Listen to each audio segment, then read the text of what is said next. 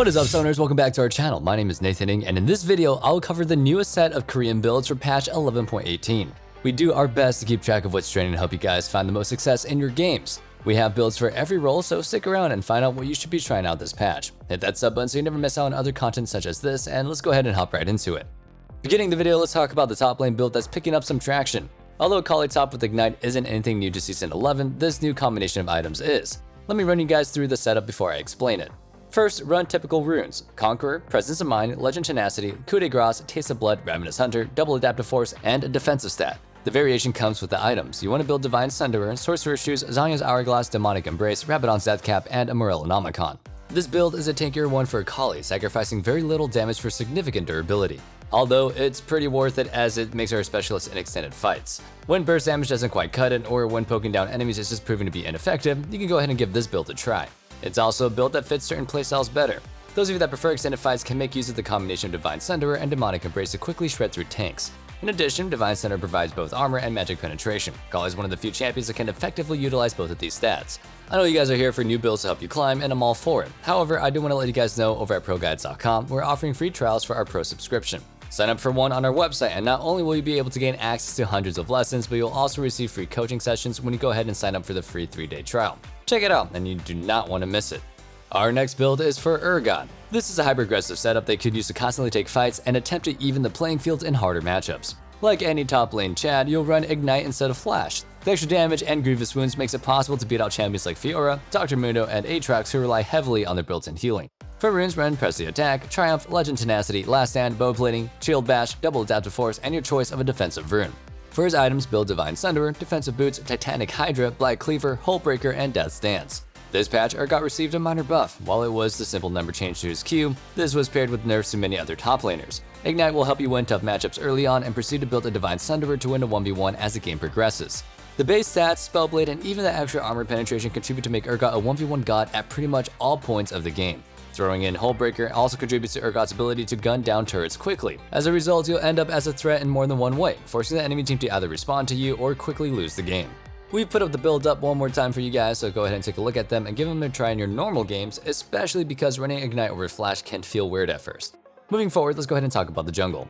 Kicking off the jungle, we have a build for Shyvana. Following her last set of buffs, she's been performing much better, and players have further optimized her build. Rather than ending on a full AP build, a hybrid build with all sorts of stats has popped up, making Shyvana a hybrid damage bruiser that can still heavily contribute to a team's damage output. Also, it's nice knowing that you can still deal acceptable damage even if you miss your E. Per usual, you can run Ignite on Shyvana since your ultimate's low cooldown means that you don't have to be afraid to use it defensively.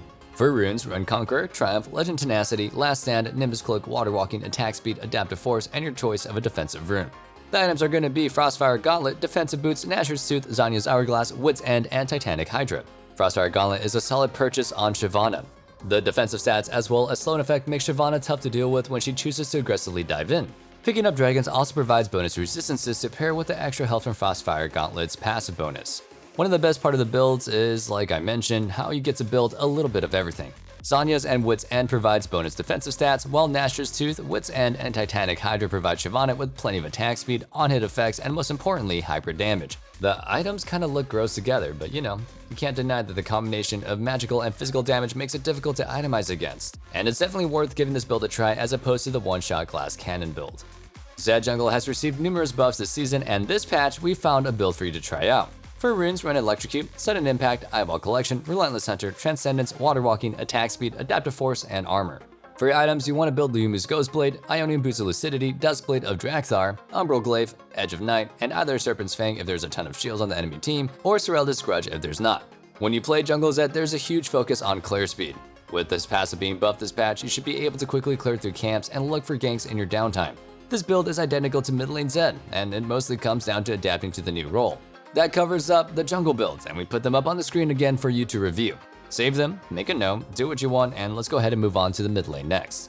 Guess who else got buffed this patch? Zoe is making her way back into the meta after a massive buff to her E, which is why, right? Nobody likes playing against her. She's definitely somebody that you want to watch out for as she's been a previous terror. Honestly, I'm pretty sure that all of us still have some mild PTSD from getting one-shot by a Zoe at some point in our league careers. Anyway, with Zoe's growing popularity, let's talk about the build that players are using. A lot of them opt to take teleport actually. Since Zoe's main focus is poking out enemies or looking for those big one-shots, you don't really need Ignite later on into the game. Plus you could just pick up Ignite that the enemy mid lane uses and use it against them, because you're that guy. Instead, you can run teleport for a more stable early to mid game, and you can also use it to potentially help out another lane that's getting ganked or dove under turret. For runes, run Electrocute, Cheap Shot, Zombie Ward, Ravenous Hunter, Biscuit Delivery, Cosmic Insight, Attack Speed, Adaptive Force, and your choice of a defensive rune. Yes, Zoe's one of those champions that you want to run attack speed on. It makes the basic attack smoother, and also you can't always just use your Q to farm, especially under turret since you can mess up the entire wave. Attack speed ensures that you can fit in the auto attacks that you need to secure those last hits, as they're pretty important. For your items, build Everfrost, Sorcerer's Shoes, Zanya's Hourglass, Void Staff, Horizon Focus, and a Rabadon's Death Cap.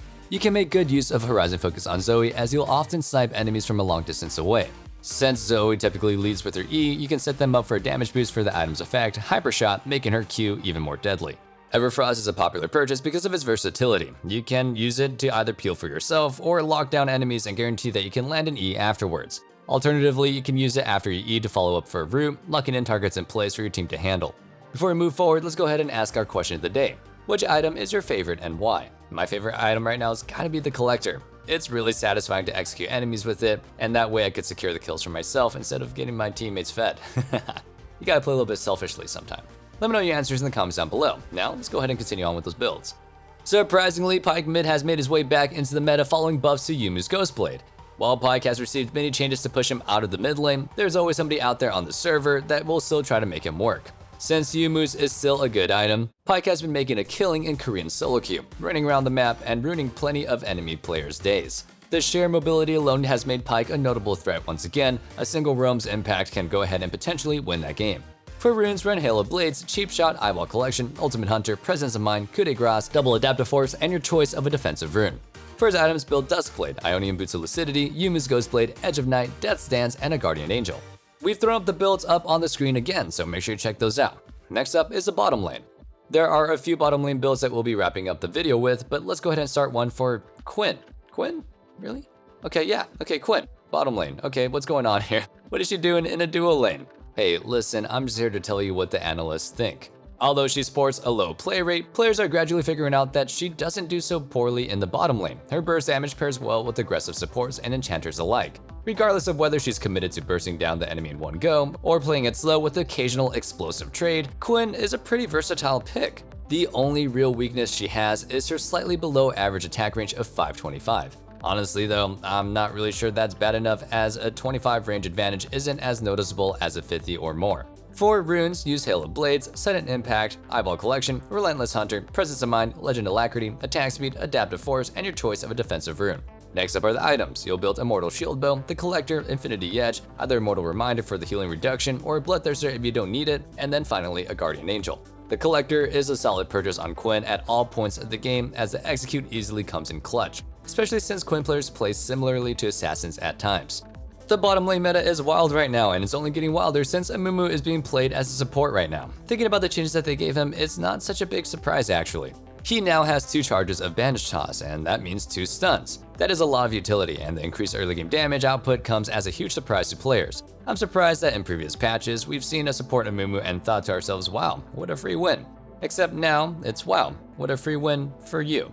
He can now stun you twice, and now he can fall victim to an unexpected death after 2 stuns followed up by his ultimate. For runes, you'll want to run Aftershock, Fond of Life, Bone Plating, Unflinching, Cheap Shot, Ultimate Hunter, Ability Haste, and 2 defensive runes. For his items, build Relic Shield, Defensive Boots, Sunfire Aegis, Anathema's Chains, Thornmail or Abyssal Mask, and then a Gargoyle Stoneplate. Thornmail is your purchase if you need the healing reduction, but otherwise you just want an Abyssal Mask to increase the damage enemies take after you lock them down. Next up, we have a combo lane that we want to talk about. Although an odd pair, Nico and Rel are popping off as a duo. These two when paired together have an oppressive stun lock and enough damage to kill or at least almost kill their target if they're not running Summoner Cleanse. And they probably will not be. Regardless of who starts off the chain, either Rel or Nico can follow up with their own crowd control, leaving their poor target unable to play the game. After level 6, the kill pressure is immense as you can factor in Nico's ultimate as well as a magnetic pull from Rel's. Not only does the CC chain become more impressive, but the dual lane gains a huge damage spike after gaining access to their ultimates. And now let's go ahead and talk about their builds. Nico's runes are Electrocute, Cheap Shot, Eyeball Collection, Ravenous Hunter, Mana Flow Band, Scorch, Attack Speed, Adaptive Force, and your choice of a defensive rune. For her items, build Hexic Rocket Belt, Sorcerer's Shoes, Horizon Focus, Zanya's Hourglass, Void Staff, and Rabadon's Death Cap. Cheap Shot honestly isn't even fair with this duo lane since your opponent will almost always be CC'd by something when you're taking trades with them. Rel runs Aftershock, Font of Life, Bone Plating, Unflinching, Hexic Flash Traption, Cosmic Insight, Ability Haze, Armor, and your choice of a defensive rune. For items, build the Locket of Iron Solari, Defensive Boots, Thornmail, Knight's Vow, and a Gargoyle Stoneplate. Anyway, that wraps up our Korean builds for patch 11.18, and I hope you guys enjoyed them. Let me know what you guys thought in the comments down below, and also, don't forget to check out the description to join our Discord. Come be a part of our community, as I'd love to see you guys there. And until next time, stay safe, stay healthy, and have a wonderful day. Peace.